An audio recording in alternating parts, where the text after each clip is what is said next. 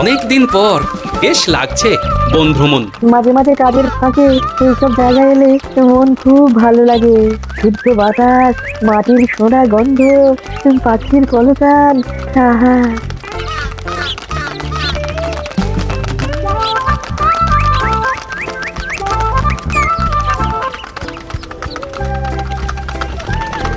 মহারাজের রথ থামছে। আমরা এইখানে বসে আজ রাজকার্য পরিচালনা করব। মন্ত্রী, তুমি ঝটপট এখানে বসার বন্দোবস্ত করে দাও। আমি এক্ষুনি ব্যবস্থা করে দিচ্ছি মহারাজ। এখানেই আমাদের বসার জন্য ছাউনি করে দাও। এক্ষুনি করে দিচ্ছি মন্ত্রী মশাই। এরা বসার জায়গাটা করে দিক, ততক্ষণ আমরা একটু হেঁটে আসি।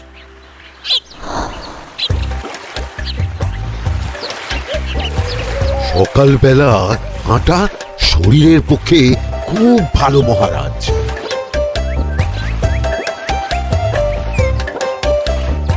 আগেকার দিনে রাজা মহারাজরা এই সব বনে মৃগয়া করতে আসতেন। মৃগয়া একদম ভালো নয় মন্ত্রী। তুমি জঙ্গলে আসছো অন্য প্রাণীদের মারতে। কেন মারবে? ওরা তো তোমার কোনো ক্ষতি করেনি। না, তা করেনি, কিন্তু তখন ওটা রাজা মহারাজাদের খেলা ছিল। শুনেছি আপনার প্রপিতামহ খুব ভালো বাঘ শিকার করতেন, অনেক বাঘ মেরেছেন। মন্ত্রী, তুমি একটা কথা হয়তো জানো না। আমার প্রপিতামহ শিকার করতেন, কিন্তু কোনো স্বাভাবিক জানোয়ারকে নয়, যে বাঘ মানুষ খেকো হয়ে প্রজাদের ক্ষতি করত। আমার প্রপিতামহ সেই সমস্ত বাঘদেরই মারতেন। এছাড়া উনি অন্য প্রাণী সংরক্ষণ করতে বড়ই ভালোবাসতেন।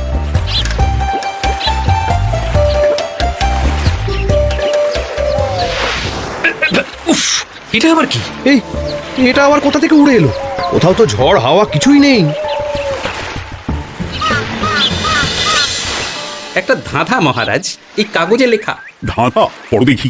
জোয়ার ভাটা প্রভুর খেলা, ভাটা হবে হলে বেলা, ভাটা হলেই দেখা যাবে লাল রঙের এক পাথর পাবে, নদীর ধারে গর্ত করে যত্নে সাজাই কলস ভরে, হেথায় হোথায় ছড়িয়ে যাহা, অন্ধকারে জলে তাহা, ঢুকলে চক্ষু ঝলসে যাবে, হাতের কাছে ঘন্টা পাবে, ঠিক ঘন্টা বাজলে পরে পড়বে ঝরে থরে থরে, ঘন্টা যদি হয় ভুল যেন তুমি হারাবে কুল, ঠিক ঘন্টা চিনতে হলে নকশা দেখো চক্ষু খুলে, সিন্দুক দেওয়ালে হাত দাও, আসল ঘটনা জেনে নাও। ওরে বাবা, খুব দীর্ঘ ধাঁধা। তা মন্ত্রী, তুমি কিছু বুঝলে? এটা একটা গুপ্তধনের নকশা।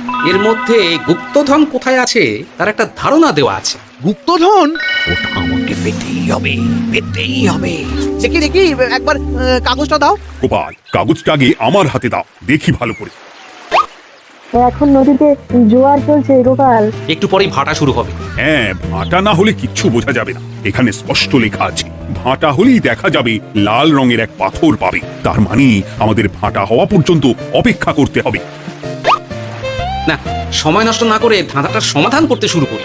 ভাটা হলে একটা লাল রঙের পাথর দেখা যাবে, এই পর্যন্ত পরিষ্কার আছে। বুঝতে হবে ওর পর থেকে। পড়ো গোপাল, চলো আমরা সবাই বুদ্ধি লাগাই। নদীর ধারে গর্ত করে যত্নে সাজাই কলস ভরে। এটার অর্থ, ধাঁধাটা মাথায় বসিয়ে নিয়েছি, এবার কে কি বলবে সেটা শুনতে হবে। চলো গোপাল, আমরা ধাঁধা যেমন যেমন বলেছি তেমন তেমন ভাবেই চলি। চলুন মহারাজ, এখন আমাদের দেখতে হবে লাল পাথর। কোথায় আছে লাল পাথর? চলো চলো সবাই, চোখ কান খুলে আমরা নদীর পাড় ধরে হাঁটি। আমি একটু তফাতে হাঁটি। গুপ্তধন আমাকে একা পেতে হবে। ভাটা হলেই দেখা যাবে লাল রঙের এক পাথর পাবে। আমাকে চোখ কান খোলা রাখতে হবে। লাল পাথর, নদীর চড়ায় লাল পাথর দেখতে হবে। লাল পাথর, লাল পাথর। ওটা কি? এই তো লাল পাথর, লাল পাথর। ওরা অনেকটা এগিয়ে গেছে, ওদের আমার দিকে নজর নেই। এই সুযোগ, এই সুযোগ, একা একা গুপ্তধন নিয়ে পালাবো।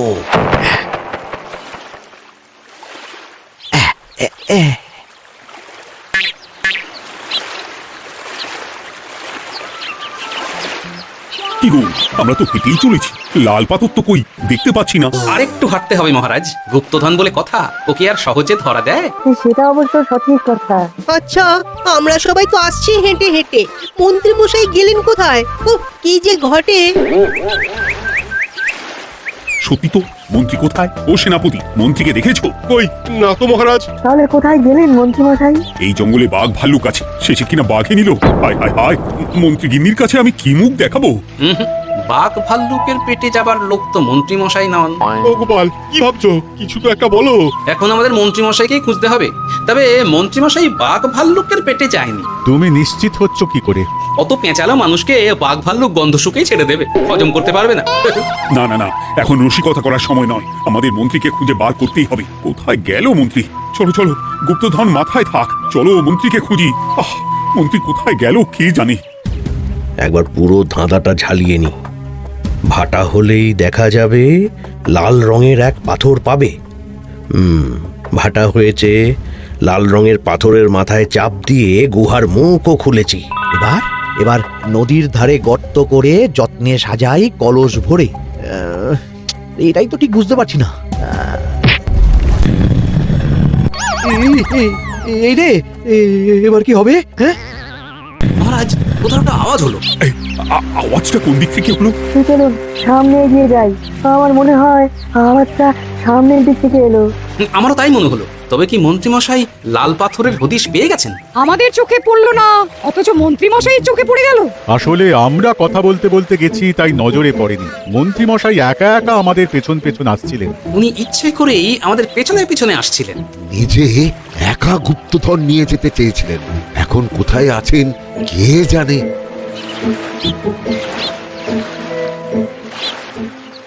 এই অন্ধকারে কিছু দেখতে পাচ্ছি না তো।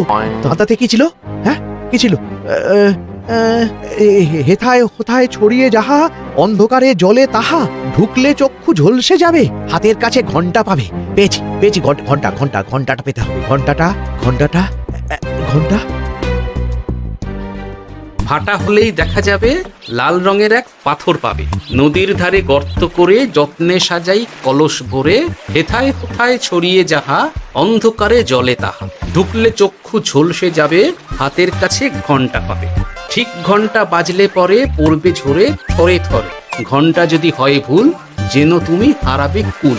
ঠিক ঘন্টা চিনতে হলে নকশা দেখো চক্ষু খুলে, সিন্দুক দেওয়ালে হাত দাও, আসল ঘটনা জেনে না। এবারে ভালো করে ঠান্ডা মাথায় ভাবতে হবে। ভাটা হলেই দেখা যাবে লাল রঙের এক পাথর পাবে। এই লাল পাথরটাই তো খুঁজে পাওয়া যাচ্ছে না, অথচ মন্ত্রী মশাই খুঁজে পেলেন। আওয়াজটা কোথা থেকে আসছিল? এই কাছে পিঠে এই কোথা থেকে আওয়াজটা আসছিল।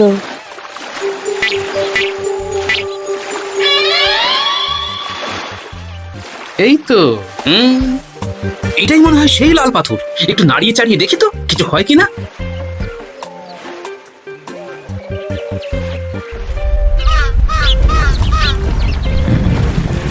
এই তো কাজ হয়েছে। এই তো সুড়ঙ্গ। আপনারা নিচে নামুন। আপনারা কি দেখছেন সেটা বলবেন মহারাজ। সবাই যদি নেমে যাই, যদি কোনো কারণে সুড়ঙ্গের মুখ বন্ধ হয়ে যায়, তাহলে আর আমরা বাইরে বেরোতে পারবো না মহারাজ। গোপাল ঠিকই বলেছে, আমরা দুজন বাইরে থাকি। মহারাজ, আর একটা কথা, কোনো ঘন্টায় হাত দেবেন না, মনে আছে তো? ঘন্টা যদি হয় ভুল যেন তুমি হারাবে কুল। ওরে বাবা, এই বয়সকার কুল হারাতে চাই না।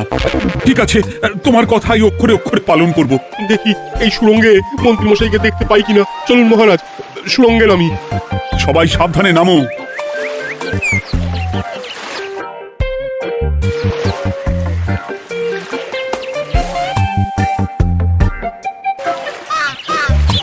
মহারাজ, ওখানে কি কি দেখতে পাচ্ছেন? ওখানে কি মন্ত্রী মশাই আছেন? না গোপাল, মন্ত্রীকে এখনো দেখতে পাইনি। শুধু আমি এখানে অজস্র পাথর দেখতে পাচ্ছি। পাথরে পাথরে ছয় লাভ, ছোট বড় অজস্র। পাথরগুলো বড় অদ্ভুত, কিরকম কিরকম মানুষ মানুষ গড়ন। লম্বা বেটে হরেক রকম। মানুষ মানুষ গরম, সেটা কি রকম? আর কিছু কোনো কলসি কি দেখতে পাচ্ছেন? কলসি তো দেখতে পাচ্ছি না। মহারাজ, কলসি থাকতেই হবে, কারণ ধাঁধায় লেখা আছে নদীর ধারে যত্ন করে যত্নে সাজাই কলস ভরে। গর্তটা আসলে হলো সুড়ঙ্গ, কিন্তু কলস।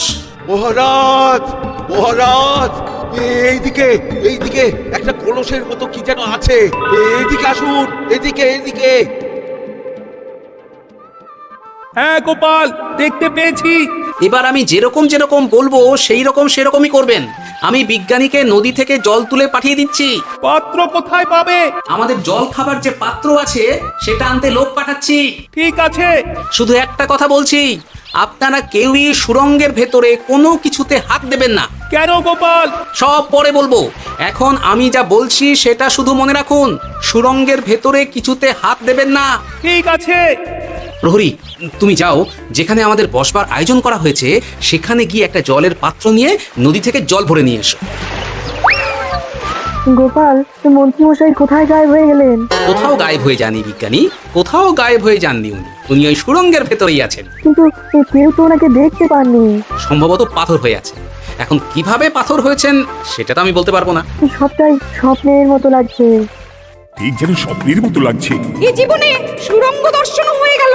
আমাদের পাতাল প্রবেশ। পাতালে আসিয়া আমি মনে মনে বলি, গুপ্তধন নিয়ে আমরা যেন সৎ পথে চলি। তোমার এখনো কাব্য আসছে সভাকবি?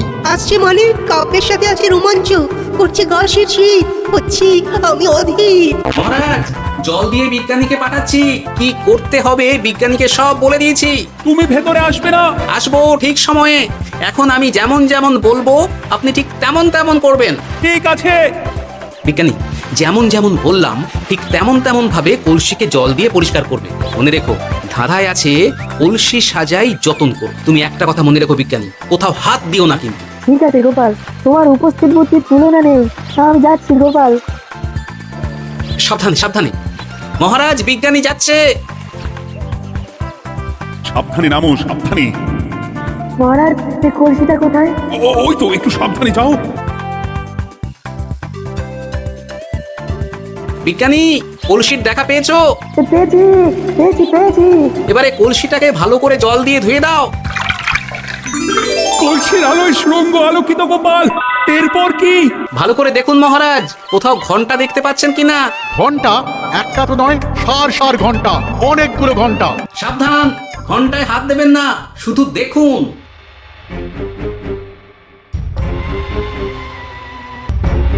মহারাজ, আমরা গুপ্তধনের খুব কাছে চলে এসেছি। তাই নাকি? কি মজা কি মজা! এবার খাবো ক্ষীরের গজা।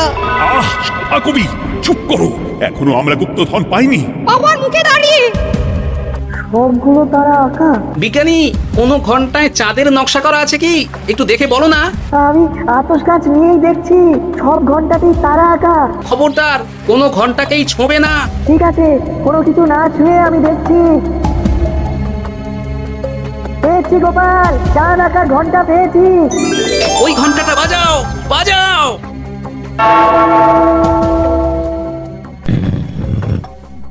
গুপ্তধন পেয়েছেন মহারাজ? বাঁচাও বাঁচাও বাঁচাও। বাঁচান মহারাজ, বাঁচান বিজ্ঞানী, মহারাজ। মন্ত্রীর গলা পাচ্ছ না? মহারাজ, আমি পাথর হয়ে আছি, আমাকে মানুষ করুন মহারাজ। তুমি তো মানুষই ছিলে, হঠাৎ করে পাথর হলি কেন? মহারাজ, গুপ্তধন পেয়েছেন? পেয়েছি, তার সাথে মন্ত্রীকেও পেয়েছি। মন্ত্রী এইখানে কোথাও পাথর হয়ে দাঁড়িয়ে আছে। দাঁড়ান মহারাজ, এবার আসছি। সাবধানে এসো। আমি ভেতরে যাচ্ছি, বুঝলে? যদি কোনো কারণে দেখো পাথরটা গুহার মুখটা আটকে দিয়েছে, অমনি তোমাদের কাজ হলো পাথরটাকে ছুঁয়ে ফেলা, বুঝলে? ঠিক আছে গোপাল দাদা। আমার মনে হয় বিপদ আর কিছু ঘটবে না। তবুও সাবধানের তো মান নেই। ঠিক আছে, তুমি নিশ্চিন্তে ভেতরে যাও। বাঁচাও, আমাদের বাঁচাও, আমাদের সবাইকে মানুষ করুন। আমাকে মানুষ করুন মহারাজ। আপনাকে তো মানুষ করা হবে মন্ত্রী মশাই। আগে বলুন, আপনি পাথর হলেন কি করে? ও, মনে পড়েছে ধারার শেষ লাইন, সিন্দুক দেওয়ালে হাত দাও, আসল খবর জেনে নাও। সত্যি গোপাল, তুমি না থাকলে এই এত কিছু আমাদের সবার কাছে অজানাই থেকে যেত।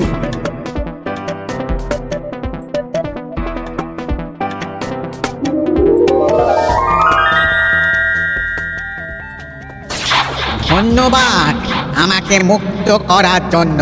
আপনি কে? আমি যক্ষ। আমাকে এই ধন সম্পত্তি পাহারা দেওয়ার জন্য এক ডাকাত দলের সর্দার যক্ষ করে রেখেছিল। আমি 100 বছর ধরে এইখানে যক্ষ হয়ে আছি। আমি তোমার জন্য মুক্ত হলাম গোপাল। এই সম্পত্তি তোমার গোপাল। সম্পত্তি নিয়ে আমি কি করবো? আমি এই সব সম্পত্তি মহারাজকে দান করলাম। রাজ্যের অনেক কাজ হবে এতে। তুমি ধন্য গোপাল, তুমি ধন্য। এবার আমার যাবার সময় এসেছে, আমাকে যেতে হবে। যাবার আগে এই পাথরগুলোকে মানুষ করে যান। এরা সব লোভী। আমি আমার সীমিত ক্ষমতায় এই গুপ্তধনের ধাঁধাকে এখানে যারাই ভ্রমণ করতে আসে তাদের হাতে তুলে দিই, কিন্তু কেউ এই ধাঁধার সমাধান করতে পারে না। সবার মনে লোভ কাজ করে, এই লোভ এদেরকে পাথর করে রেখেছে। পাথর হলো কি করে? একটা মানুষ এসে বুক ভরা লোভ নিয়ে ধাঁধা পুরো না জেনে পাথরে হাত দিলেই সে পাথর হয়ে যাবে। আমাদের আমাদের খুব ভুল হয়েছে। আর লোভ করবো না। বাঁচাও। আমাকে মুক্ত করে দিন, আমার খুব ভুল হয়েছে মহারাজ, মুক্ত করে দিন আমায়। তুমি এখানে আগে এসেছিলে, তাই তো আগে এসে ভাবলে নিজেই একা একা গুপ্তধনকে হরপ করে দিবে। এদিকে তোমাকে না দেখতে পেয়ে আমাদের কত চিন্তা হচ্ছিল। যারা লোভী তারা কারো কথা ভাবে না, শুধু নিজের কথা ভাবে। আমাকে আর একটা সুযোগ দিন, আমি আর লোভ করব না মহারাজ। তোমার কথার কোনো দামই নেই। না মহারাজ, আমাকে আর একটা সুযোগ দিয়ে দেখুন, আমি আর লোভ করব না, আমাকে মানুষ করুন মহারাজ। আমাদের সবাইকে মানুষ করুন। দয়া করে মানুষ করুন। যক্ষরাজ, এদের আপনি ক্ষমা করে দিন। ঠিক আছে, তোমাদের আবার মানুষ করে দিচ্ছি।